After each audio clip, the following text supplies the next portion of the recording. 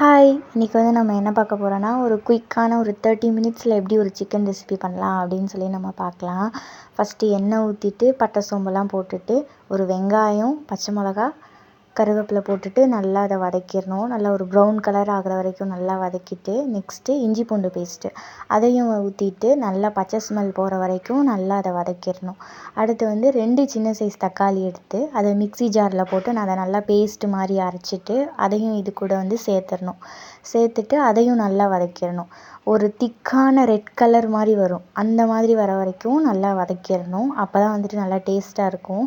இந்த டைமில் வந்து நம்ம மிளகாப்பொடி போடணுன்னா போட்டுக்கலாம், காரத்துக்கு ஏற்ற மாதிரி போட்டுக்கலாம். நான் வந்து போடலை. நெக்ஸ்ட்டு வந்து நம்ம எவ்வளோ சிக்கன் எடுத்துருக்கோமோ அதை போடணும். இப்போ நான் வந்து ஒரு 1/2 kg எடுத்திருக்கேன், அதை வந்து நான் சேர்த்துக்கிறேன். அதையும் சேர்த்துட்டு நல்லா வந்து வதக்கிடணும். வதக்கிட்டு ஒரு பாதி அளவுக்கு வெந்திருக்கும் சிக்கன். அந்த மாதிரி டைமில் தான் நம்ம வீட்டில் வந்து என்ன சிக்கன் மசாலா நம்ம யூஸ் பண்ணுவோம் அதை வந்துட்டு இப்போது சேர்த்துக்கலாம். முன்னாடியே வந்து மசாலா சேர்க்கக்கூடாது.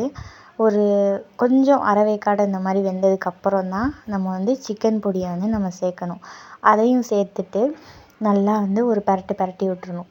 பெரட்டிட்டு ஒரு 15 மினிட்ஸ் வந்து நல்லா அதை மூடி போட்டு சிம்மில் வச்சிடணும்.